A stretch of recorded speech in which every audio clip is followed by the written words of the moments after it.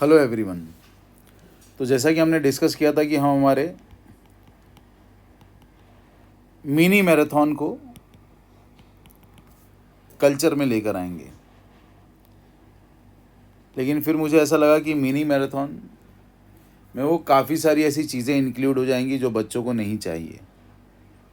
और एनीवेज मैं आपको क्लियर कर दूं, अगर आपने आज तक नहीं पढ़ा है तो ये 4 दिन में पढ़ के आप सीपीटी पास होने वाले नहीं हो। हाँ, लेकिन अगर आपने सिर्फ एक इकोनॉमिक सब्जेक्ट नहीं पढ़ा तो ये कुछ दिन में पढ़ के आप ज़रूर पास हो सकते हो। बट अगर आप ये सोच रहे हो कि लास्ट के 4 दिन में वीडियो देख लूँ, और यूट्यूब पे अलग अलग वीडियो आते हैं, 1 घंटे में सीए फाउंडेशन क्लियर, 24 घंटे में सीए फाउंडेशन क्लियर, 10 दिन में सीए फाउंडेशन क्लियर, तो ऐसा कुछ नहीं होने वाला है। आप जाइए, पेपर देख के आइए, और आने के बाद फिर से तैयारी कीजिए फॉर द जून अटेम्प्ट। यह अटेम्प्ट तो होने वाला नहीं है। तो हमने इस मिनी मैराथन के कंसेप्ट को थोड़ा डाउट में बदल दिया। कुछ बच्चों के डाउट्स आए डायरेक्टली हमारे पास, और एज इट इज़ हमने इन डाउट्स को यहाँ पे लिख दिया। जैसे कि हम पहला डाउट देख सकते हैं, relationship between AR, MR, TR and price. तो हालांकि इन सारे डाउट्स को हम डिस्कस करें तो हमारा मिनी मैराथन बन जाएगा, लेकिन हम लोग हमारे वीडियोस को स्टैगर्ड मैनर में ही बनाएंगे कि जिसमें एक एक कंसेप्ट रहेगा। तो इन केस अगर आपको ऐसा लगता है कि नहीं ये वाला कंसेप्ट मुझे आता है, मुझे सिर्फ ये वाला कंसेप्ट देखना है, तो आप ऐसे जा सकते हो। तो पहले हम लिस्ट ऑफ डाउट डिस्कस कर लेते हैं, और उसके साथ साथ अगर आपको भी डाउट्स हैं तो आप कमेंट बॉक्स में अपने डाउट छोड़ सकते हैं। उसके अलावा आप ecologycalguruji@gmail.com पे भी आपके डाउट फॉरवर्ड कर सकते हैं। तो चलिए हम डिस्कस करते हैं हमारे इन डाउट्स को। तो अब यहाँ पे दिया गया हमें relationship between AR, MR, TR and price. तो ये डाउट में मुझे ऐसा लगता है कि अगर आप स्टडी मटेरियल देखोगे तो ये सिर्फ प्राइस नहीं है, ये यहाँ पे होना चाहिए था प्राइस इलास्टिसिटी ऑफ डिमांड। क्या होना चाहिए था? Price elasticity of demand. फिर हमें दिया गया है यहाँ पे बिहेवियरल प्रिंसिपल, ठीक है, and simultaneous change in demand and supply. फिर conditions for equilibrium of firm, short run and supply curve. तो मुझे लगता है कि ये short run and supply curve नहीं है, ये होना चाहिए short run supply curve of a firm in the competitive market, या फिर supply curve of a firm in a competitive market. फिर हमें दिया long run equilibrium of the industry. काफ़ी बड़ा डायग्राम है, काफ़ी डिटेल में इन चीज़ों को दिमाग में बिठाना पड़ता है। डिस्कस करेंगे नो डाउट। नॉलेज वाइज बहुत ज़्यादा बढ़िया टॉपिक है। एग्ज़ाम के मार्क्स ओरिएंटेड हम ज़्यादा इस पर बोल नहीं सकते कि कितने मार्क्स के लिए टेक्निकली हमें आएगा। ये एक क्वेश्चन हो सकता है, एक भी क्वेश्चन नहीं हो सकता, 3-4 क्वेश्चन भी हो सकते हैं।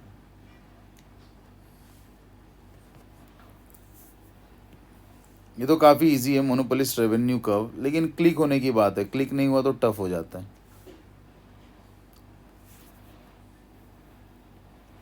प्रॉफिट मैक्सिमाइजेशन इन मोनोपोलाइज्ड मार्केट।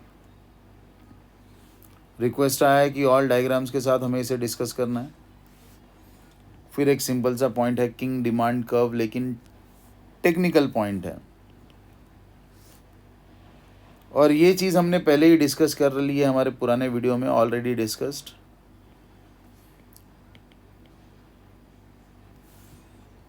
तो यहाँ पे इस पॉइंट के अलावा बाकी सारे पॉइंट हमने डिस्कस करने।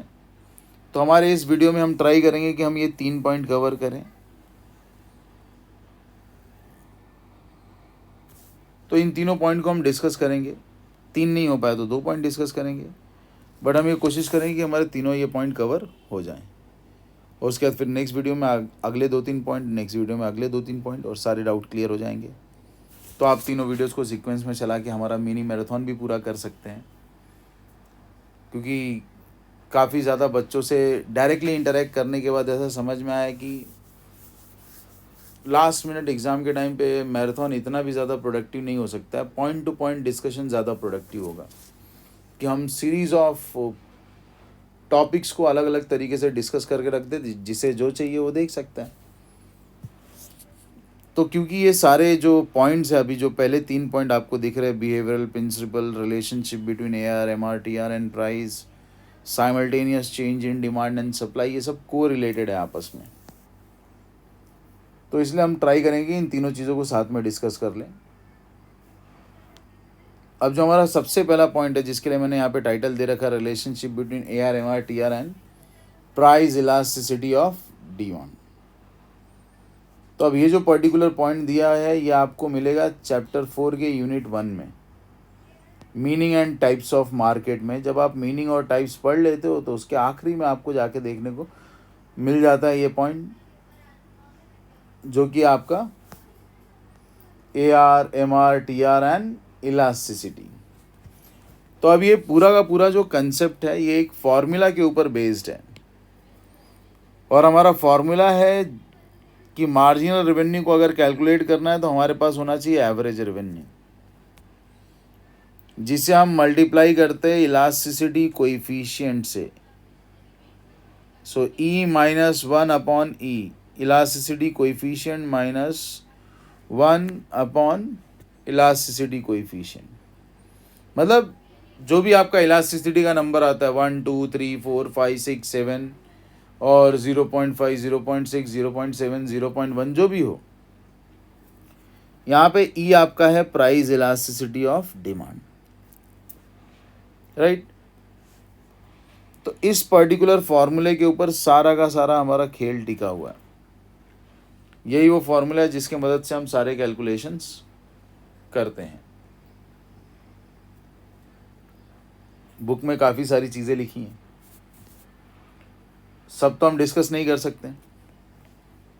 इस फॉर्मूले के एप्लीकेशन पे 3 चीज़ें कॉन्क्रीट तरीके से आपके बुक में अच्छे से रिप्रेजेंट करके दी गई। आपको उन्हीं चीज़ों पे फोकस करना है कि अगर मेरा इलास्टिसिटी यूनिटरी है यानी ED इक्वल टू 1 है, या अगर मेरे इलास्टिसिटी का रिजल्ट इलास्टिक है यानी मेरा इलास्टिसिटी ग्रेटर देन 1 है, या फिर मेरे इलास्टिसिटी का रिजल्ट है इनइलास्टिक यानी कि मेरा ED क्या है, लेस देन 1 है। आदत हो गई ED लिखने की। तो इन अलग अलग सिनेरियोज में क्या होगा मेरे मार्जिनल रेवेन्यू के साथ। तो याद रखना है कि अगर मेरा इलास्टिसिटी इक्वल टू 1 है तो मेरा मार्जिनल रेवेन्यू यानी कि एडिशनल रेवेन्यू, एक नया यूनिट बेचकर जो एक्स्ट्रा पैसा मैं कमाऊंगा, वो होगा 0। उसका रीज़न है, फॉर्मूला आप देख रहे हो, MR is equals to AR into E minus 1 upon E। अब मान लो कि मैं E का वैल्यू क्या रख रहा हूँ 1, तो AR is equals AR into 1 minus 1 upon 1 is equals to AR into 0 upon 1 is equals to AR into 0। तो अब भाई कोई भी नंबर आए, AR चाहे 100 रुपया हो, 1 लाख हो, 1 करोड़ हो, आप उसे 0 से मल्टीप्लाई करोगे तो रिजल्ट क्या आने वाला है, 0 ही आने वाला है। यानी टेक्निकली आप समझ गए, मार्जिनल रेवेन्यू हमारा क्या है, 0 है। याद क्या रखना है कि अगर इलास्टिसिटी ग्रेटर देन 1 है और हम ऐसे ही कोई नंबर रैंडमली पकड़ के कैलकुलेशन करें, जो कि एग्जाम में हमें कैलकुलेशन तो आएगा नहीं, डायरेक्टली पूछा जाएगा, तो आपको बोलना है कि भैया इस केस में हमारा जो MR है वो जो भी आए वो रहेगा पॉजिटिव, और अगर इलास्टिसिटी लेस देन 1 निकला, इनइलास्टिक निकला, तो हमारा MR जो रहेगा वो रहेगा नेगेटिव। हमारा MR क्या रहेगा, नेगेटिव। क्यों नेगेटिव रहेगा, क्योंकि इलास्टिसिटी लेस देन 1 है, बराबर। अब इस केस में बहुत सारे लोग सोचेंगे कि सर नहीं समझे, तो वैसे ही लिख दिया आपने जैसा बुक में लिखा है। तो भाई मान लो कि आपका एवरेज रेवेन्यू है 20 रुपया और आपका इलास्टिसिटी लेस देन 1 है, यानी पकड़ते हैं 0.5 माइनस 1 अपॉन 1 तो भाई जब आप 0.5 को -1 से मल्टीप्लाई करोगे, सॉरी गलती हो गई, माइनस करोगे 1 से तो आएगा -0.5/1। तो आपका आंसर आएगा बचत खाता में -10। यानी जो भी आपका मार्जिनल रेवेन्यू आया वो आएगा माइनस में ही, क्योंकि आपका इलास्टिसिटी क्या है, आपका इलास्टिसिटी है <1। तो आप मेन इन बातों पे ज़्यादा ध्यान देंगे। =1 0 इधर आएगा आपका MR पॉजिटिव, इधर आएगा MR आपका नेगेटिव। और आपने बुक में एक बहुत अच्छा सा प्यारा सा डायग्राम देखा रहेगा। आपको याद रखना है कि वो डायग्राम के साथ आपको स्टक्ड रहना है, आपको डायग्राम को समझना है। एक बड़ा सा डायग्राम बनाया हुआ है जिसको 2 अलग अलग पार्ट में उन लोगों ने डिवाइड करके रखा है, जहाँ पे उन लोगों ने आपके साथ nature of total revenue curve discuss करने की कोशिश की है, बराबर। तो पहले उन लोगों ने एक लाइन बनाई होगी। अब उस लाइन का जो सेंटर पॉइंट रहा होगा, जहाँ पे उन्होंने लिखा रहेगा ED = 1, जहाँ से एक स्ट्रेट लाइन बना दिया गया रहेगा ओरिजिन पे।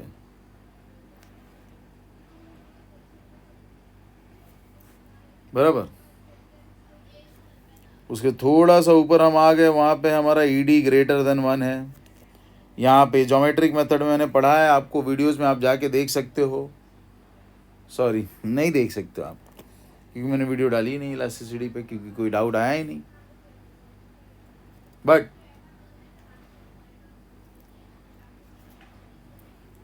हमारे वीडियोस अवेलेबल है इलास्टिसिटी के, हमारे अविघ्न क्लासेस के पोर्टल पे आप ये वीडियो देख सकते हो। मैंने ही पढ़ाया हुआ है काफ़ी डिटेल में, काफ़ी अच्छे से। आप 12th स्टैंडर्ड के हमारे वीडियो रेफ़र कर लो, या CA फाउंडेशन के, इक्वली पढ़ाया है। यानी हर 12th स्टैंडर्ड का बच्चा जो इलास्टिसिटी के लेक्चर में बहुत ध्यान से बैठा है या थोड़े ध्यान से भी बैठा है, उसको भी CA फाउंडेशन एकदम ईजी लगेगा। ऐसा पढ़ाने का कोशिश किया है। यहाँ पे हमारा ED इनफाइनाइट है, यहाँ पे हमारा इलास्टिसिटी ऑफ डिमांड <1 है, और यहाँ पे हमारा इलास्टिसिटी ऑफ डिमांड है 0। टोटल रेवेन्यू की कहानी ऐसी है कि एक यू शेप कर्व बनाया जाता है।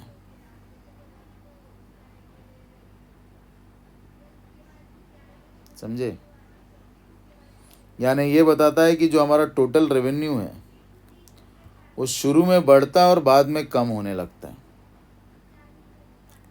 शुरू में बढ़ता है और बाद में कम होने लगता है। समझे? ये हमारा टोटल रेवेन्यू कर्व। तो इसका हाईएस्ट पॉइंट हमें वहीं पे मिलता है जहाँ पे हमारा इलास्टिसिटी क्या है, =1। जब तक हमारा इलास्टिसिटी > 1 है, हमको दिखता है कि हमारा टोटल रेवेन्यू क्या हो रहा है, बढ़ रहा है। उसका रीज़न है भाई साहब, मार्जिनल रेवेन्यू पॉजिटिव होता है जब ED > 1 होता है। और इस पॉइंट के बाद आप देखते हो कि आपका टोटल रेवेन्यू कम होने लगा। इसका रीज़न है आप इन इलास्टिक जोन में आ गए हो, जहाँ पे आपका मार्जिनल रेवेन्यू क्या है, नेगेटिव। इसीलिए जब आप आपके बुक में वो डायग्राम को देखते हो, मॉड्यूल अगर आप रेफ़र करते हो, तो हमको तो पन्ना पन्ना याद है पुराने वाले मॉड्यूल का, पेज नंबर है 4.10। जब आप उस मॉड्यूल का रेफ़र करते हो तो आपको यहाँ से एक लाइन गुजरते हुए दिखती है, बराबर। ये लाइन क्या बताती है कि यहाँ पे MR भाई साहब नेगेटिव हो गए हैं, जिसलिए TR कर्व नीचे जा रहा है। और इसके पहले ये भाई साहब पॉजिटिव हैं।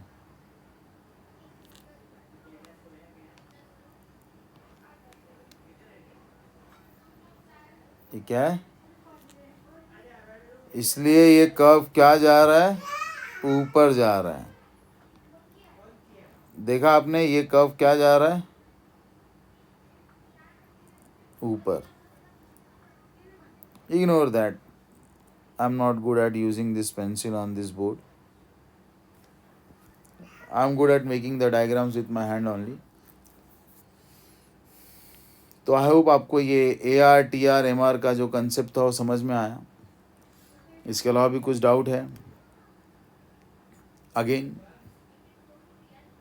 आप हमें मेल कर सकते हैं, आप कमेंट बॉक्स में भी आपके डाउट छोड़ सकते हैं।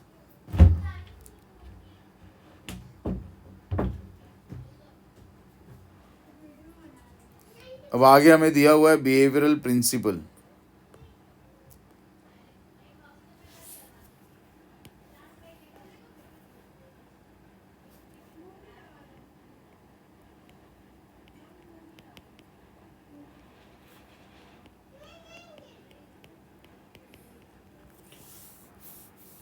बिहेवियरल प्रिंसिपल क्या होता है? तो जैसे कि मान लो कि आप बिजनेस कर रहे हो, ठीक। जब आप बिजनेस कर रहे हो तो आपसे एक बिहेवियर एक्सपेक्टेड होता है। कोई ऐसा देख के नहीं बोले अरे क्या है ये पागल जैसा बिजनेस चला रहा है, इसको कुछ आता जाता है नहीं। जब आप बिजनेस करते हो तो लोग आपको देख के बोलने चाहिए कि हाँ बिजनेस ऐसे करना चाहिए। तो जब लोग बोलते हैं ना बिजनेस ऐसे करना चाहिए, तो ये वही बात है कि बिजनेस कैसे करना चाहिए। अब ये पॉइंट मैं पढ़ाते वक्त ये सोच रहा हूँ कि आपको कॉस्ट कंसेप्ट पता है, आपको रेवेन्यू कंसेप्ट पता है। मतलब आपको पता है what is total cost, what is average cost, what is marginal cost, what is total fixed cost, what is average fixed cost, what is total variable cost, what is average variable cost, और वगैरह वगैरह सारी चीज़ें आपको पता है। क्योंकि जब ये सारी चीज़ें आपको पता है तो चीज़ें बहुत सिंपल हैं, और जब ये चीज़ें आपको नहीं पता है तो चीज़ें बहुत डिफ़िकल्ट हो जाएंगी भाई।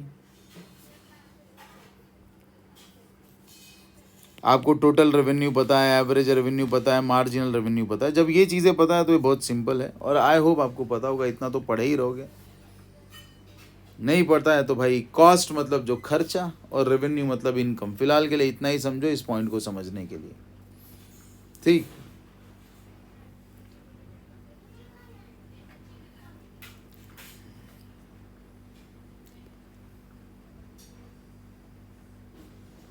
एकदम सिंपल मैं आपको पूरा कहानी समझा देता हूँ। जब हम पढ़ते हैं टोटल कॉस्ट, तो हमको पढ़ाया जाता है कि टोटल कॉस्ट का दो हिस्सा होता है। एक हिस्सा है हमारा टोटल फिक्स कॉस्ट, और एक हिस्सा हमारा टोटल वेरिएबल कॉस्ट। पॉइंट इतना बढ़िया है कि इसके ऊपर 2-4 घंटे ही बात करते रहे तो टाइम कम पड़ जाए, लेकिन आपके पास टाइम कम है तो हम इस पर ज़्यादा बात कर नहीं सकते। तो इन शॉर्ट, फिक्स कॉस्ट वो कॉस्ट है जो हमारे प्रोडक्शन के साथ बदलता नहीं है, और वेरिएबल कॉस्ट वो कॉस्ट है जो प्रोडक्शन के साथ चेंज होता है। जब प्रोडक्शन बढ़ेगा तो वेरिएबल कॉस्ट भी बढ़ेगा, लेकिन फिक्स कॉस्ट क्या रहेगा? सेम। यानी अगर मैंने कोई बिजनेस शुरू किया तो ये तो खर्चा हो चुका है। This is old story, this is what is done. हो गया, मतलब आप इसको कुछ बदल नहीं सकते, इसमें कुछ चेंजेस आने वाला नहीं है।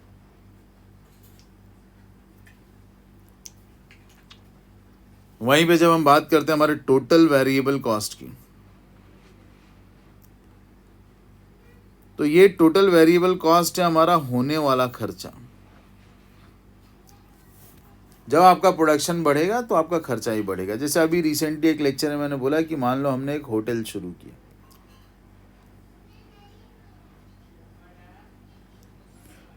अब ये होटल यानी कि एक रेस्टोरेंट है, बराबर, जहाँ पे हम food and dining services provide करते हैं। लोग आते हैं, लोग खाते हैं, लोग जाते हैं। अब हमने एक बड़ा सा होटल किराए पे लिया, उसके अंदर एक पर्टिकुलर सेटअप बिठाया, किचन का एक पर्टिकुलर सेटअप बनाया, बाकी सब स्टोर एरिया का, ये सेगमेंट में हमने बाकी सब अरेंजमेंट किया। यहाँ पे छोटा सा कैश काउंटर बना दिया हमने, और बाकी सब सीटिंग अरेंजमेंट है इधर। This all are the people where they will sit. तो अब ये सब होटल का काम धाम करने में जो भी चीज़ें आप समझ रहे हो, हमने 20 लाख रुपया खर्च किया। अब ये फटका बैठ चुका है, आप होटल बंद भी करोगे तो भी 20 लाख का आपको फटका बैठ गया, वो उसमें कुछ होने वाला है नहीं। Loss incurred, it's done, right? No special preparation needed. What is done is done. लेकिन अब इस होटल में 20 स्टाफ काम करने आएंगे, बराबर। उस्ताद से लेके, उस्ताद बोले तो हलवाई, वेटर, कप्तान, बाहर 2 बंदे खड़े रहेंगे, वॉचमैन वगैरह, सिक्योरिटी वगैरह, एक कैशियर है, आप खुद भी हो। तो चलो आपको तो छोड़ दो, बाकी ये जो 20 लोग काम करने आ रहे हैं, बराबर, आप इनका पैसा खा के तो बैठोगे नहीं। खा के बैठोगे तो भाई आप बहुत घटिया बिजनेसमैन हो, आपको अधिकार नहीं है बिजनेस करने का। तो आपको इनका डेली वेजेस देना है, बराबर। ये जो किचन है, किचन, इस किचन के अंदर रोज सामग्री लगेगी, बराबर।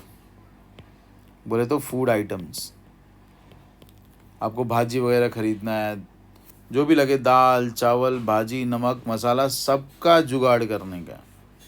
तो ये फूड आइटम और ये पब्लिक का रोज का पगार, ये 2 चीज़ है आपका variable expense.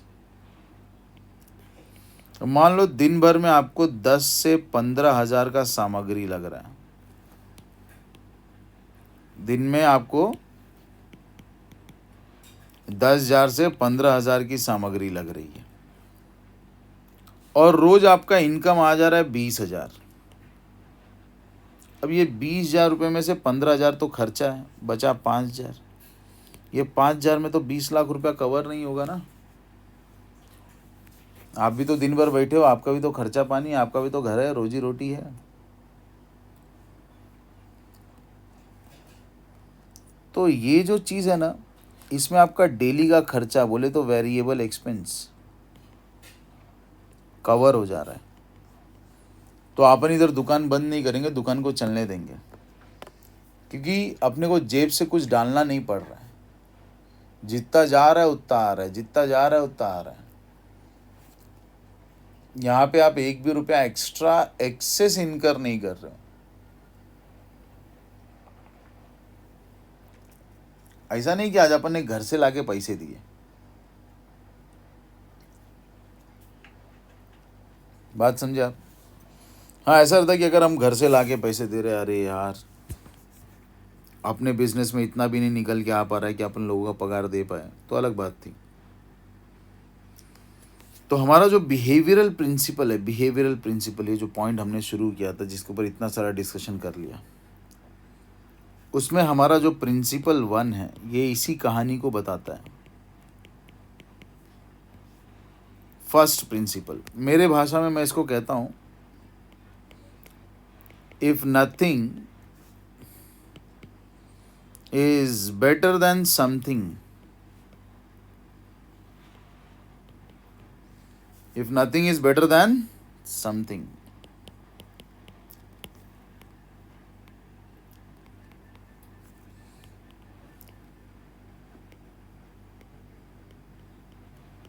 it is better to do nothing। फिर से मैं रिपीट करता हूँ, if nothing is better than something, it is better to do nothing. यानी कुछ नहीं करना कुछ करने से अच्छा है। तो अच्छा यही है कि हम कुछ ना करें।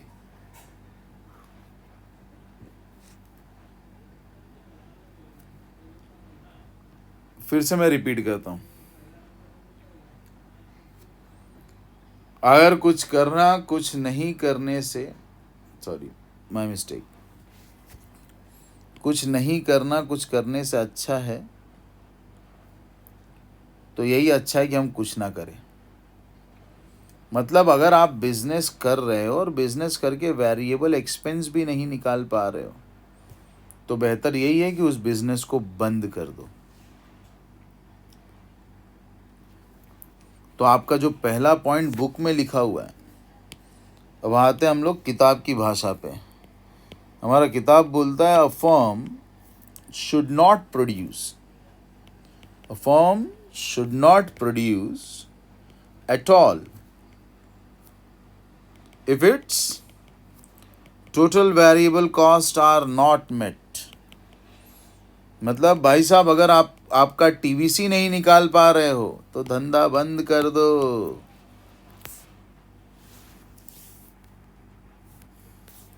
और बाकी प्रिंसिपल 2 तो एकदम सिंपल है, नहीं आता रहे तो रट्टा मार लो, समझे। आप उस पर्टिकुलर पॉइंट पे सबसे ज़्यादा प्रॉफिट कमाओगे, आप उस पर्टिकुलर पॉइंट पे सबसे ज़्यादा प्रॉफिट कमाओगे जहाँ पे आपका मार्जिनल कॉस्ट किसको इक्वल होगा, मार्जिनल रेवेन्यू को।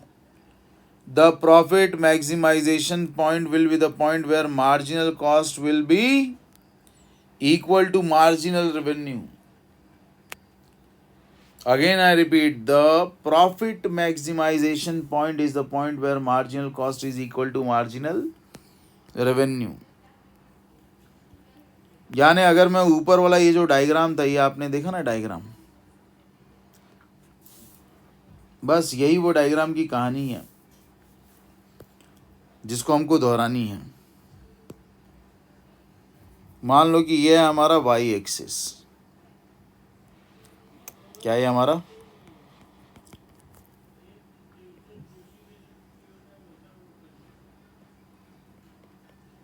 और ये हमारा एक्स एक्सिस। यहाँ पे हमने रख दिया ओरिजिन, ये बीच में से एक लाइन खींच ली,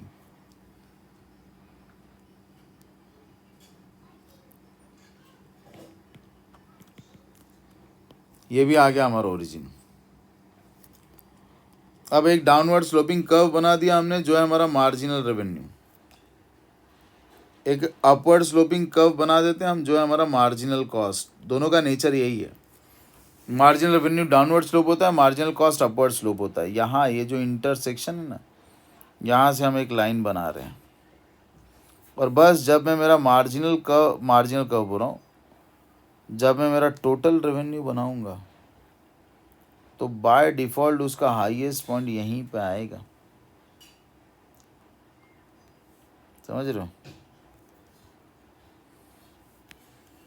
यही वो पॉइंट है जहाँ पे मेरा टोटल रेवेन्यू सबसे ज़्यादा होगा, यही वो पॉइंट है जहाँ पे मेरा टोटल रेवेन्यू क्या होगा, सबसे ज़्यादा।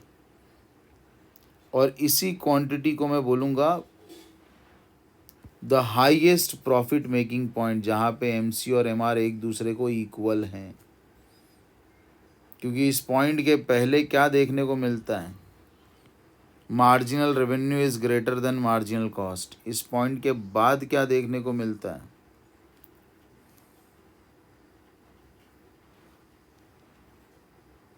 Sorry, MC is greater then MR. यानी अगर मैं इस जोन में प्रोड्यूस करूँ तो भी मेरा प्रॉफिट मैक्सिमम नहीं होगा, मैं इस जोन में प्रोड्यूस करूँ तो भी मेरा प्रॉफिट मैक्सिमम नहीं होगा। मेरा प्रॉफिट मैक्सिमम होगा पॉइंट क्यू पे, जहाँ पे मार्जिनल रेवेन्यू और मार्जिनल कॉस्ट दोनों एक दूसरे को क्या है, इक्वल हैं। तो फिलहाल इस वीडियो में बस इतना ही। इसके बाद वाले वीडियो में मैं तुरंत सेम टाइम पे साइमल्टेनियसली हम इस वीडियो को अपलोड करने की कोशिश करेंगे, जहाँ पे हम डिस्कस करेंगे simultaneous change in demand and supply. हमारा जो नेक्स्ट डाउट है,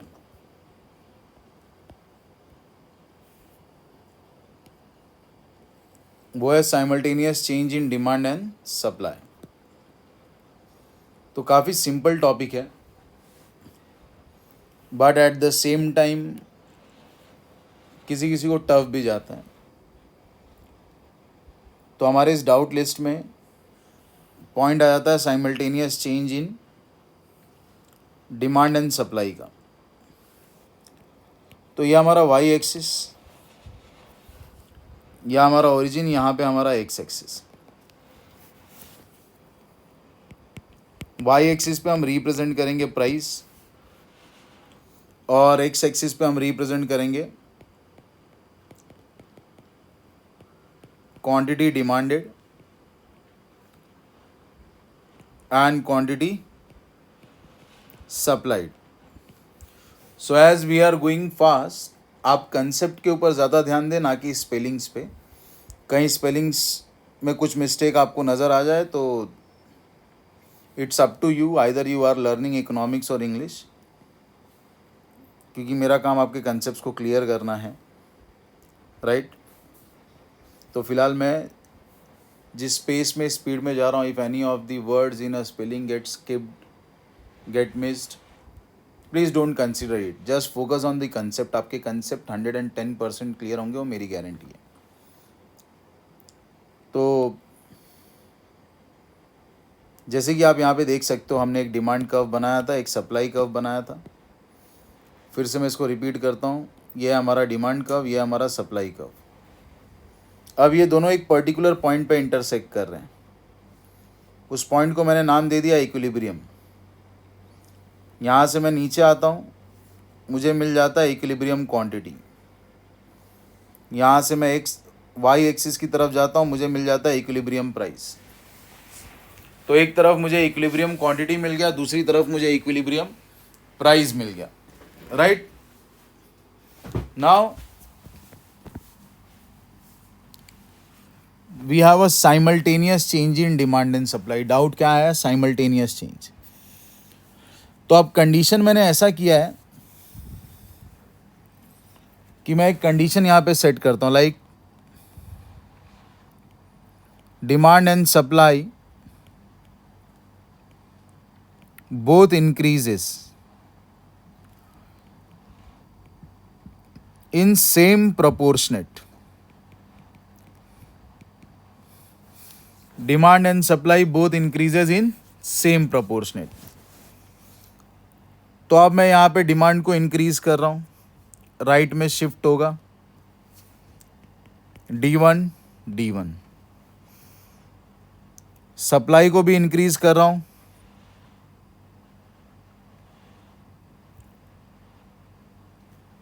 वो भी क्या होगा? राइट में शिफ्ट होगा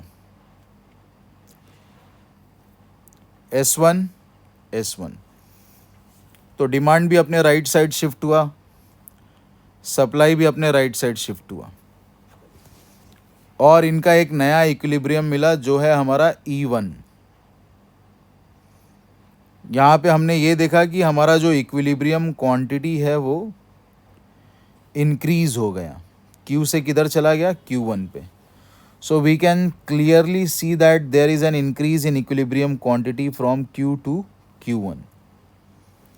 लेकिन जब हम प्राइस की बात करेंगे तो आप देखिए, जो लाइन में एक्सटेंड कर रहा हूँ ये रिप्रेजेंट कर रहा है कि मेरा इक्विलिब्रियम प्राइस क्या है? Same.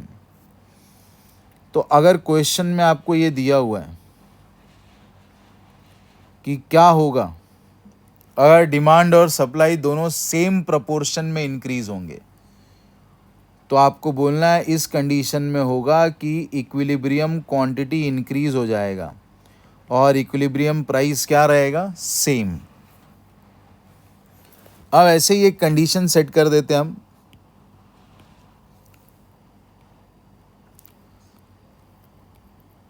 When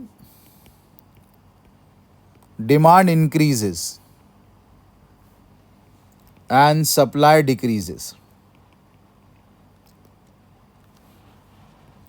in same proportionate.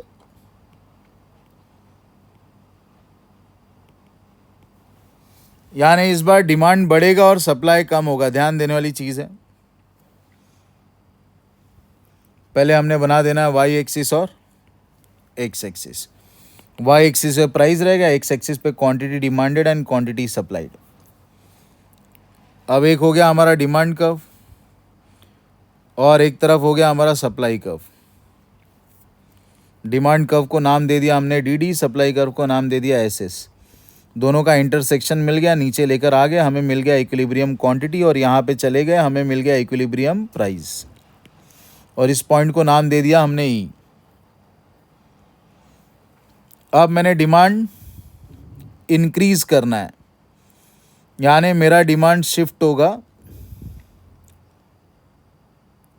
Towards right hand side. तो डिमांड मैंने राइट हैंड साइड शिफ्ट कर दिया D1, और क्योंकि सप्लाई डिक्रीज हो रहा है सेम प्रोपोर्शनेट में, वो शिफ्ट होगा left hand side.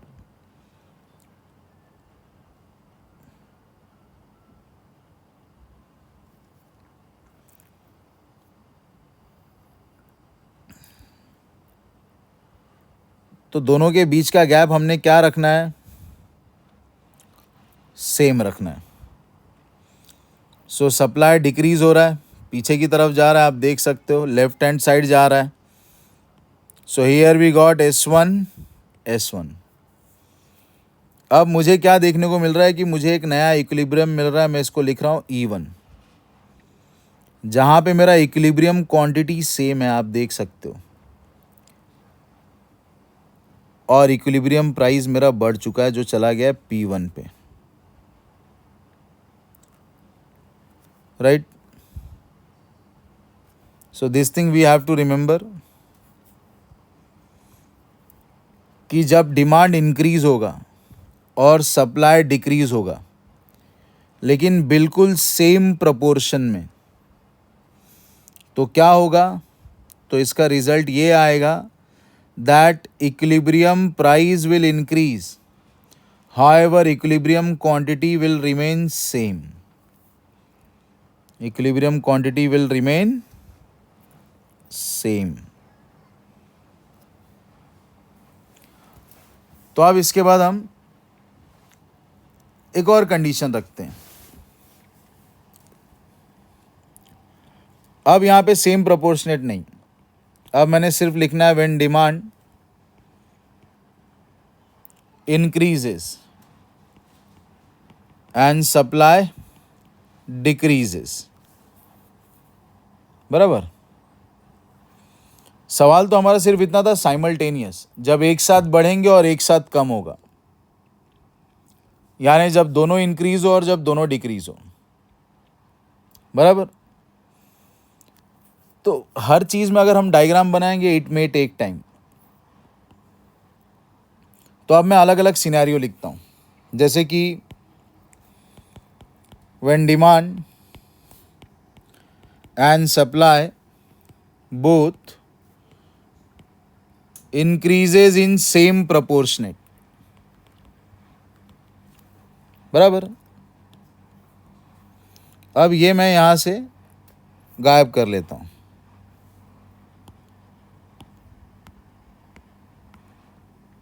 When demand and supply both decreases in same proportionate,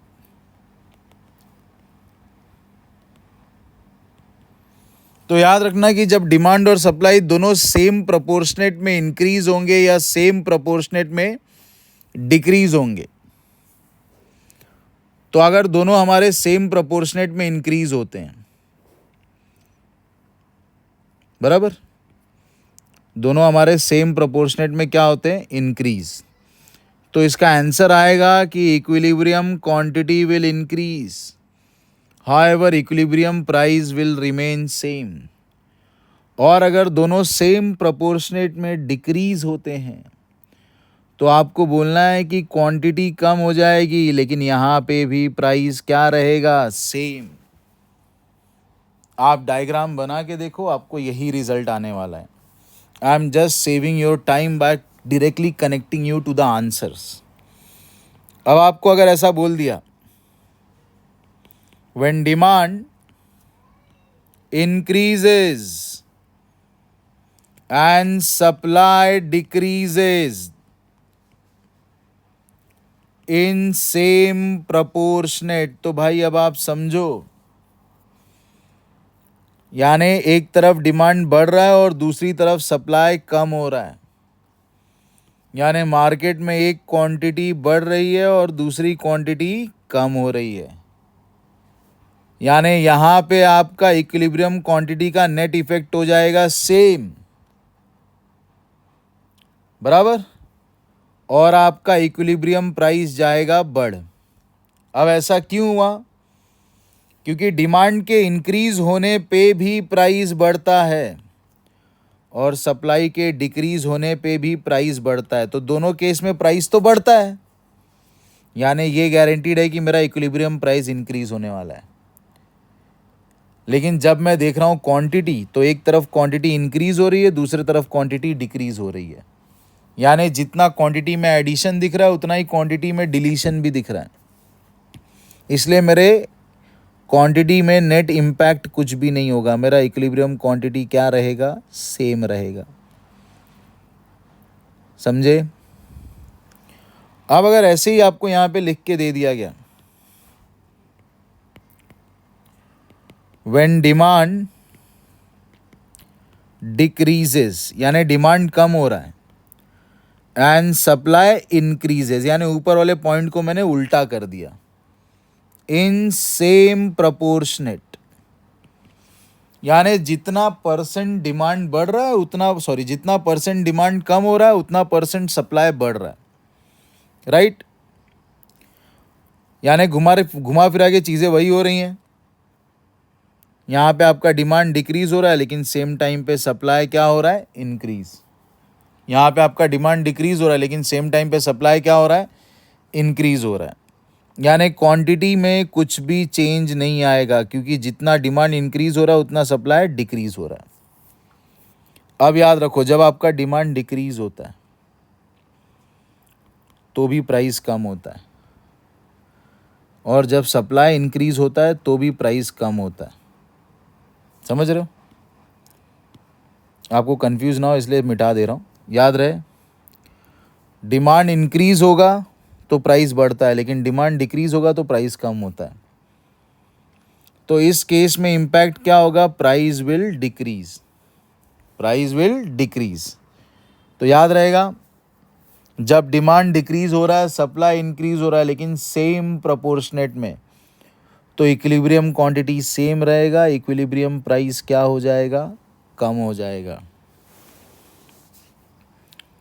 जहाँ आपके मन में ऐसा डाउट आए कि ऐसा कैसे, तो आपने एक डायग्राम बना लेना है बस प्यार से।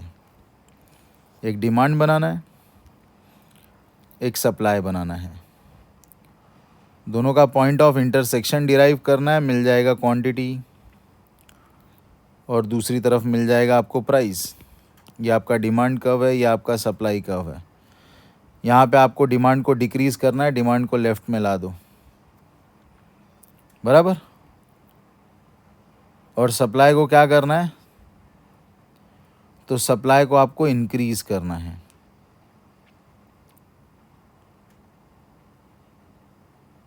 सप्लाई को क्या करना है, इंक्रीज़।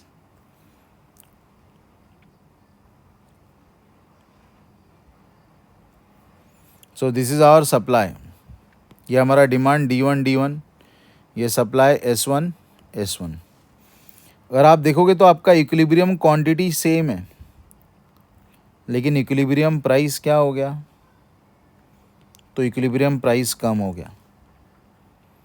वही हमने लिखा, that equilibrium price will decrease and quantity will remain same. कब? जब दोनों में चेंज क्या होगा, सेम प्रोपोर्शनेट। अब यहाँ पे साइमल्टेनियस इंक्रीज और डिक्रीज तो हो गया, लेकिन जैसा हम एक आउट ऑफ द बॉक्स जाके क्वेश्चन लेते हैं, यानी अगर एग्जाम में मुझे पूछा जाता है, व्हेन डिमांड इंक्रीजेस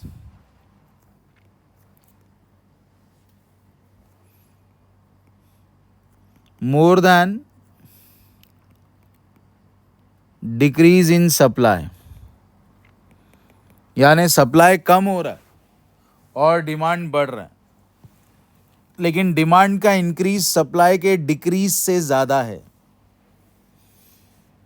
बराबर। तो आपको बोलना है equilibrium price will increase and equilibrium quantity will also increase.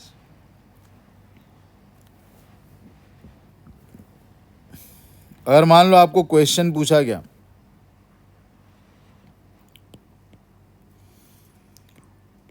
when demand increases and supply decreases,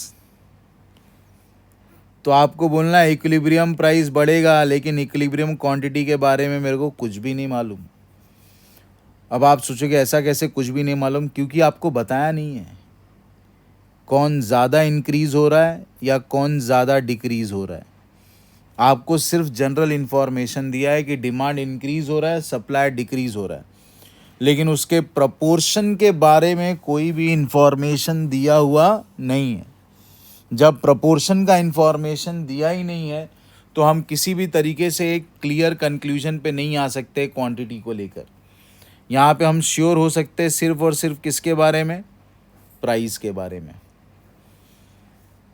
तो इस तरीके से सारे परमटेशंस एंड कॉम्बिनेशन आप समझ सकते हो with respect to simultaneous changes in demand and supply. Okay okay, so our next doubt is conditions for equilibrium of firm. तो ये भी काफ़ी सिंपल पॉइंट है। ये हमारा वाई एक्सिस, ये हमारा एक्स एक्सिस, यहाँ पे हमारा ओरिजिन है, राइट। अब हमको याद क्या रखना है कि where we get the equilibrium. तो अगर आपने आपके मॉड्यूल्स रेफर किए रहेंगे तो आपको याद होगा कि वाई एक्सिस पे हम क्या रिप्रेजेंट करते हैं, cost and revenue. X axis पे हम क्या रिप्रेजेंट करते हैं, आउटपुट। और ये जो लाइन मैंने ड्रॉ किया ये है मेरा प्राइस, यही है मेरा एवरेज रेवेन्यू, यही है मेरा मार्जिनल रेवेन्यू। अब मैं यहाँ पे एक मार्जिनल कॉस्ट कर्व बनाता हूँ।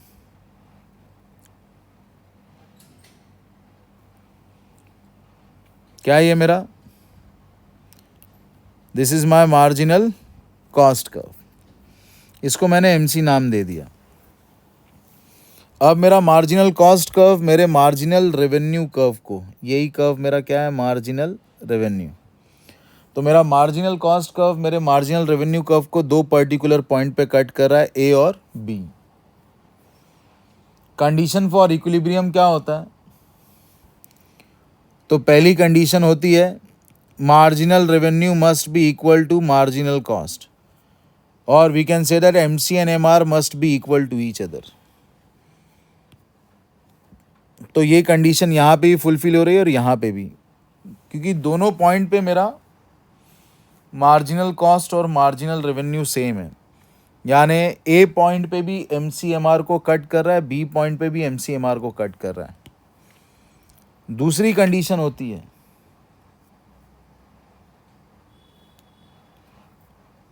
दैट बिफोर इंटरसेक्शन, यानी कट करने के पहले, before intersection marginal revenue is greater than marginal cost. तो अब इस सिचुएशन में ये पॉइंट एप्लीकेबल नहीं है, लेकिन ये पॉइंट एप्लीकेबल है, क्योंकि पॉइंट ए अगर मैं देखूँ तो यहाँ पे इंटरसेक्शन के पहले मार्जिनल कॉस्ट ज़्यादा है। क्या ज़्यादा है, मार्जिनल कॉस्ट। ये एरिया देखो, ये एरिया रिप्रेजेंट कर रहा है M C is greater than M R. और बी वाले पॉइंट में आप देख सकते हो इंटरसेक्शन के पहले एम सी नीचे है और एम आर ऊपर है, राइट।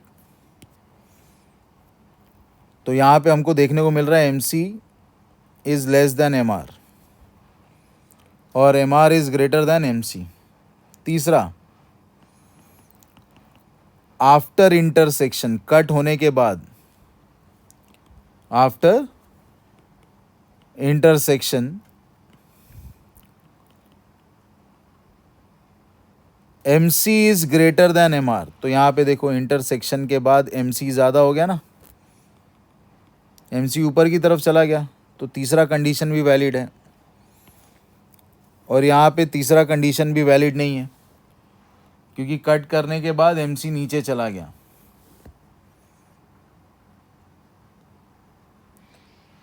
तो ये हमारे बेसिक कंडीशंस हैं। वन मोर कंडीशन, और अच्छे से इस चीज़ को समझने के लिए, M C cuts M R from below, यानी मार्जिनल कॉस्ट मार्जिनल रेवेन्यू को नीचे से ऊपर की तरफ जाते वक्त कट करता है।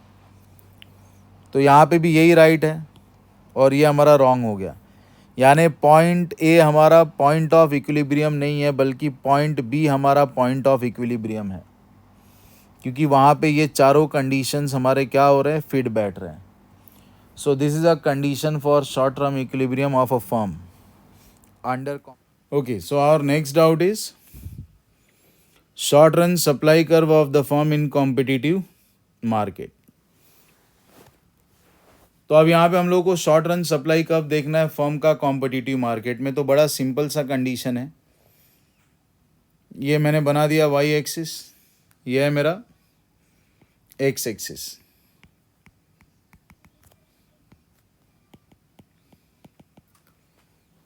राइट। अब मैं एक कर्व बनाता हूँ जो है मेरा, चलो इस लाइन को थोड़ा और नीचे ले लेता हूँ, ये है मेरा एवरेज वेरिएबल कॉस्ट। क्या ये मेरा एवरेज वेरिएबल कॉस्ट। और एक पर्टिकुलर कर्व बनाता हूँ मैं, वो है मेरा मार्जिनल कॉस्ट, राइट। तो इस एवरेज वेरिएबल कॉस्ट के ऊपर का जो हिस्सा है मार्जिनल कॉस्ट का, ये जिसको मैंने येलो कलर से हाईलाइट किया है, the portion of marginal cost above average variable cost will be our short run supply curve of a firm in a competitive market. जब मेरा मार्जिनल कॉस्ट मेरे एवरेज वेरिएबल कॉस्ट को cut करता है, तो कट करने के बाद जो ऊपर का प्रपोर्शन है मार्जिनल कॉस्ट का, वो है मेरा एवरेज वेरिएबल कॉस्ट, बराबर। नॉट बराबर, आप ध्यान दो, अगर आप सुन नहीं रहे हो तो बराबर नहीं है। ये जो येलो शेडेड पोर्शन है, ये क्या है, मेरा सप्लाई कर्व। मार्जिनल कॉस्ट का वो पार्ट जो एवरेज वेरिएबल कॉस्ट को कट करने के बाद हमें दिख रहा है, यानी ये हाईलाइटेड मार्जिनल कॉस्ट जो है वो सप्लाई कर्व को रिप्रेजेंट करेगा। अब फिलहाल एग्ज़ाम के पॉइंट से ज़्यादा लॉजिक लगाने की ज़रूरत नहीं है कि ऐसा क्यों, लेकिन फिर भी बस आपके माइंड में वो कन्फ्यूजन बैठा ना रहे, उसके लिए मैं बता रहा हूँ ऐसा क्यों। क्योंकि पहली बात तो हम, ये जो पॉइंट दिख रहा है आपको, इसके नीचे हम बेचने वाले नहीं हैं, बराबर। यानी मैं तब तक कोई प्रोडक्ट नहीं बेचूंगा जब तक मुझे क्या अचीव नहीं हो जाता है, जब तक मुझे वेरिएबल कॉस्ट अचीव नहीं हो जाता है। यानी जब तक मेरा एवरेज वेरिएबल कॉस्ट रिकवर नहीं होगा, मैं प्रोडक्ट को बेचने वाला नहीं हूँ। यानी मेरा प्राइस कम से कम पी रहना चाहिए, जहाँ पे मेरा एवरेज वेरिएबल कॉस्ट इंक्रीज हो रहा है, समझे। जहाँ पे मेरा एवरेज वेरिएबल कॉस्ट क्या हो रहा है, अचीव हो रहा है। So I need the price to be at least this much. अब इसके बाद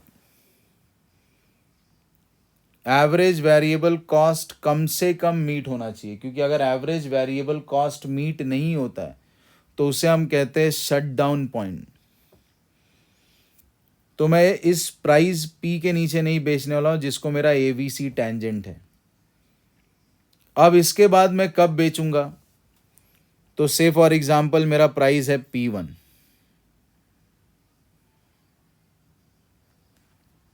तो P1 पे मैं क्या बेचूंगा, P1 पे मैं ये क्वांटिटी बेचूंगा। क्योंकि इस प्राइस पे मेरा मार्जिनल कॉस्ट कवर हो रहा है। तो मान लो कि ये मेरा क्वांटिटी था Q, तो ये मेरा क्वांटिटी है Q1।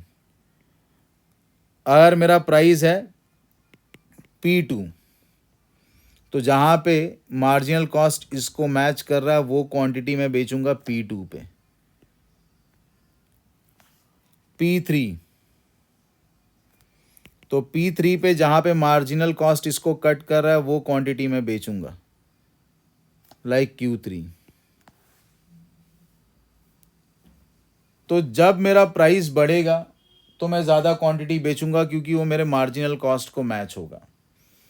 तो इसलिए कहा जाता है कि एक बार एवरेज वेरिएबल कॉस्ट के ऊपर हमारा मार्जिनल कॉस्ट कर्व का जो पोर्शन रहता है वो हमारे सप्लाई कर्व को रिप्रेजेंट करता है। तो एग्ज़ाम में जब आपको क्वेश्चन पूछा जाता है कि shape of marginal cost curve कैसा रहता है, तो आपको शेप ऑफ सप्लाई कर्व कैसा रहता है, तो आपको बोलना है मार्जिनल कॉस्ट कर्व के जैसा रहता है। कौन सा मार्जिनल कॉस्ट कर्व? तो एवरेज वेरिएबल कॉस्ट कर्व के ऊपर का जो हिस्सा है, एवरेज वेरिएबल कॉस्ट कर्व के ऊपर का जो हिस्सा है वो रिप्रेजेंट करता है हमारे सप्लाई कर्व को। समझे? बोलेंगे ऐसा क्यों? तो बोलना एवरेज वेरिएबल कॉस्ट जब तक रिकवर नहीं होगा हम सप्लाई नहीं करेंगे। हम सप्लाई करना ही शुरू करेंगे इस पॉइंट से, जिसको मैं अभी हाईलाइट कर रहा हूँ यहाँ पे, ये पिंक कलर से। यहाँ से हम सप्लाई करना शुरू करेंगे जहाँ पे हमारा एवरेज वेरिएबल कॉस्ट मैच हो रहा है। वहीं पे आप देखोगे तो मेरा मार्जिनल कॉस्ट भी उसको कट कर रहा है। So that will be our starting price point. उसके बाद मैं तभी पर्टिकुलर क्वांटिटीज़ को सप्लाई करूंगा जब मेरा मार्जिनल कॉस्ट मीट होगा। तो आप देख सकते हो हर एक पर्टिकुलर प्राइस पॉइंट पे मेरा मार्जिनल कॉस्ट जहाँ पे उस प्राइस को कट कर रहा है, मैं उसी पर्टिकुलर क्वांटिटी को सप्लाई कर रहा हूँ। इसीलिए एवरेज वेरिएबल कॉस्ट के ऊपर का मार्जिनल कॉस्ट हमारा क्या है? Supply curve. हमारा नेक्स्ट डाउट जिस पे हम आते हैं अभी वो है long run equilibrium of the industry. तो भाई इसके ऊपर आपको डायरेक्टली कोई क्वेश्चन नहीं आता। ये डाउट आने का रीज़न मैं समझ सकता हूँ। इस डाउट के आने का रीज़न है इसका डेडली सा डायग्राम। आपको यहाँ पे सिर्फ क्वेश्चन पूछा जाता है कि कॉम्पिटिटिव मार्केट में फर्म्स लॉन्ग रन में क्या एंजॉय करते हैं। तो आपको बोलना है कॉम्पिटिटिव फर्म्स लॉन्ग रन में नॉर्मल प्रॉफिट एंजॉय करते हैं। फिर भी क्योंकि आपको डायग्राम देख के काफ़ी ऐसा फियर फैक्टर क्रिएट होगा, तो आपको डरने की ज़रूरत नहीं है। डायग्राम बड़ा सिंपल है। लॉन्ग रन में होता क्या है? तो long run is nothing but a many short run together forms a long run. ये हमारा ओरिजिन, ये हमारा एक्स एक्सिस। ध्यान देना, आपको थोड़ा बने रहना पड़ेगा हमारे साथ। वाई एक्सिस पे हम रिप्रेजेंट कर रहे हैं कॉस्ट और रेवेन्यू, और एक्स एक्सिस पे हम रिप्रेजेंट कर रहे हैं हमारा output.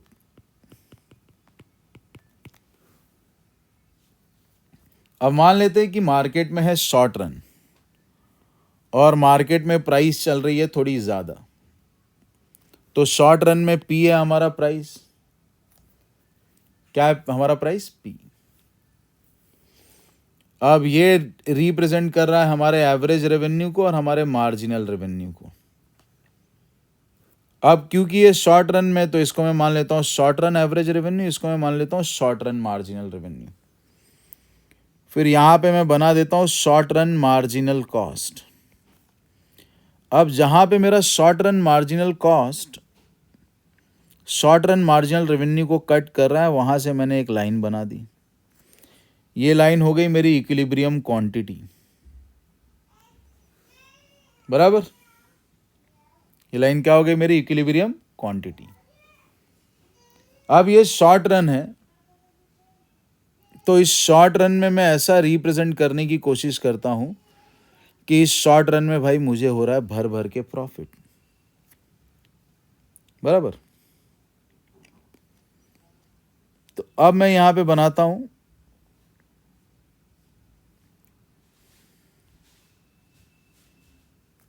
Short run average cost curve, बराबर। तो अब ये मेरे इस इक्विलिब्रियम लाइन को इस पॉइंट पे कट किया, वहां से मैंने एक सीधा लाइन बना दिया यहाँ पे, ठीक। तो ये एरिया मेरा सुपर नॉर्मल प्रॉफिट है, क्योंकि प्राइस ज़्यादा और कॉस्ट कम है, बराबर। अब आपके समझने के लिए मैं इस पर्टिकुलर पॉइंट को नाम देता हूँ ई, और ये पॉइंट को नाम देता हूँ एफ, इसको नाम देता हूँ जी। तो भाई ये है मेरा प्रॉफिट, बराबर।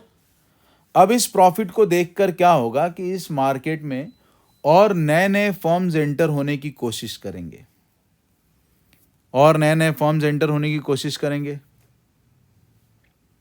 बराबर। तो जब नए नए फर्म्स मार्केट में एंटर होने की कोशिश करेंगे तो पुराना सिनेरियो क्या था कि एक प्राइस चल रहा था, बराबर, डिमांड सप्लाई, और ये चल रहा है हमारा प्राइस। अब जब इस मार्केट में हमको सुपर नॉर्मल प्रॉफिट दिख रहा है, ये हाईलाइटेड पोर्शन, ये क्या है? Super normal profit. यानी ये नए नए फर्म्स को अट्रैक्ट कर रहा है, क्योंकि ये मार्केट एक्स्ट्रा प्रॉफिट दे रहा है। तो इसके वजह से इस मार्केट में सप्लाई बढ़ जाएगी। तो अब हमको सप्लाई में इंक्रीज देखने को मिलेगा। हम देखेंगे कि हमारा supply curve right word shift हो रहा है, क्योंकि इस प्रॉफिट की लालच में नए नए फर्म्स मार्केट में एंटर हो रहे हैं। तो उससे क्या होगा? उससे हो जाएगा प्राइस कम। उससे प्राइस क्या हो जाएगा? कम हो जाएगा। तो लॉन्ग रन में प्राइस कम होते जाता है। प्राइस कहां तक कम होगा? बराबर। ये मान लेते हैं हमारा ये लॉन्ग रन एवरेज रेवेन्यू मिल गया, लॉन्ग रन मार्जिनल रेवेन्यू मिल गया। तो भाई प्राइस तब तक कम होता है जब तक कि हमारा एवरेज कॉस्ट हमारे एवरेज रेवेन्यू को क्या नहीं हो जाता है? टेंजेंट नहीं हो जाता है।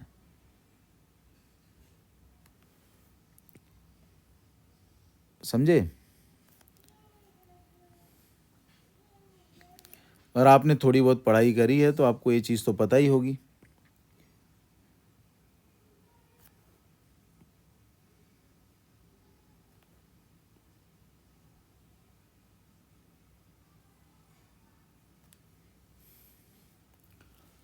अब ये क्या बन गया? ये मेरा बन गया long run average cost curve. तो भाई आपने family of short run average cost curve पढ़ा है? यानी हमारा SAC नीचे आते रहता है, आते रहता है, और जब तक सुपर नॉर्मल प्रॉफिट का स्कोप है आते रहता है, और जब इसका लोएस्ट पॉइंट इसको टेंजेंट होता है तो रुक जाता है। समझे? तो एक ऐसा पॉइंट आएगा जहां पे मुझे एक short run average cost curve मिलेगा जो बराबर इस पर्टिकुलर पॉइंट पे क्या हो जाएगा? टेंजेंट। वहीं से मेरा शॉर्ट रन मार्जिनल कॉस्ट भी होके गुजरेगा, वहीं से मेरा लॉन्ग रन मार्जिनल कॉस्ट भी होके गुजरेगा। तो लॉन्ग रन में ऐसा होगा कि एक पर्टिकुलर पॉइंट आएगा जहाँ पे मेरा SAC, LAC, short run marginal cost, short run average cost, long run average revenue, long run marginal revenue, short run average revenue, short run marginal revenue, सब एक दूसरे को इक्वल हो जाएंगे। तो यही होता है हमारे लॉन्ग रन में, that short run average cost, long run average cost, short run average revenue, long run average revenue, short run marginal revenue, short run average revenue, everything become equal to each other. बस यही आपको याद रखना है। तो ये था आपका डाउट। अब है मोनोपोलिस्ट रेवेन्यू कर्व। तो भाई monopolist revenue curve downward sloping होता है, और तो कोई ख़ास बात है नहीं उसमें। अब एग्ज़ाम में अगर हमको पूछा जाएगा कि मोनोपोलिस्ट का रेवेन्यू कर्व कैसा है, तो मैं तो लिखूँगा डाउनवर्ड है। अब इसके अलावा अगर आपको डायग्राम सीखना है तो मैं यहीं पे एक झटपट छोटा सा स्पेस में डायग्राम बना देता हूँ। यह है हमारा वाई एक्सिस और यह हमारा एक्स एक्सिस। यहाँ पे आ गया ओरिजिन, बराबर। ये जो डिमांड कर्व रहता है इसको हम कहते हैं डिमांड कर्व और एवरेज रेवेन्यू। अब हाईलाइट करके मैं समझा रहा हूँ कि ये जो वाई एक्सिस है और ये जो एवरेज रेवेन्यू है, इन दोनों के ठीक बीच में से एक लाइन गुजरती है। तो ये जो लाइन ठीक बीच में से होके गुजरती है, उस लाइन को हम कहते हैं मार्जिनल रेवेन्यू। तो ये माना जाता है कि अगर हम एक लाइन ड्रॉ करते हैं, अगर हम एक लाइन ड्रॉ करते हैं,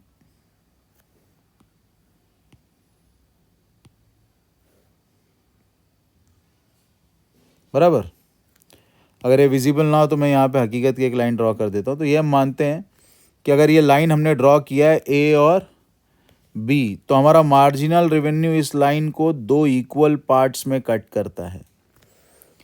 तो ऐसा कहा जाता है marginal revenue lies between Y axis and average revenue. बस इतना सा ही कंसेप्ट है। मार्जिनल रेवेन्यू वाई एक्सिस और एवरेज रेवेन्यू के एकदम बीच में से होके गुजरता है।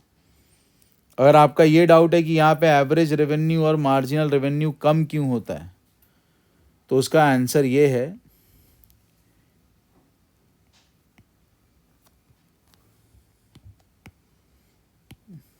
मे बी अ मोनोपोलिस्ट यानी सिंगल सेलर और a seller under monopolistic competition, if they have to sell more, यानी अगर वो चाहते हैं कि वो ज़्यादा बेचे, they have to reduce price, तो उनको अपने प्रोडक्ट्स की कीमत क्या करनी पड़ेगी, कम करनी पड़ेगी। बिना प्रोडक्ट के प्राइसेस को कम किए बगैर वो बोलते हैं ना कि ज़्यादा प्रोडक्ट सेल नहीं कर सकते हैं।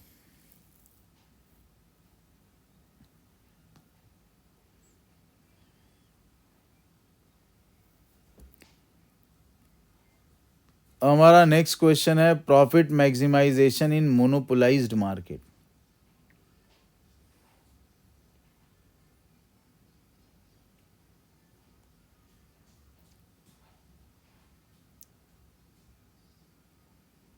प्रॉफिट मैक्सिमाइजेशन एक ही पॉइंट पे होता है भाई, कितने भी हम डायग्राम बना ले याद रखना, where marginal revenue is equal to marginal cost, only that is the point where your marginal revenue is equal to marginal cost, only that is the point where you can maximize the profit, चाहे कोई भी market हो, बराबर, irrespective of any diagram, क्योंकि exam में आपको diagram नहीं पूछा जाने वाला है। तो फोकस यही रहे कि जहाँ पे मार्जिनल कॉस्ट और मार्जिनल रेवेन्यू एक दूसरे को इक्वल होंगे, वही ऐसा पर्टिकुलर पॉइंट है जहाँ पे हम प्रॉफिट को क्या कर सकते हैं, मैक्सिमाइज। फिर अगला डाउट है किंग डिमांड कर्व का। तो भाई किंग डिमांड कर्व का हिसाब किताब कुछ ऐसा है कि किंग डिमांड कर्व इलास्टिक और इनइलास्टिक डिमांड कर्व को मिला के बनता है, बराबर। यानी ओलिगोपोली मार्केट में एक पर्टिकुलर प्राइस फिक्स हो जाती है और इस प्राइस से ना कोई ज़्यादा प्राइस चार्ज करता है ना कोई कम। इस प्राइस के ऊपर हमारा डिमांड कर्व होता है इलास्टिक और इस प्राइस के नीचे हमारा डिमांड कर्व होता है इनइलास्टिक, बराबर। बस इतना ऐसा ही खास बात है। एग्ज़ाम के पॉइंट ऑफ व्यू से। इसे कहा जाता है indeterminateness of demand curve. Indeterminateness of demand curve.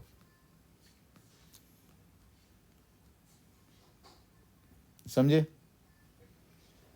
This is our kink demand curve.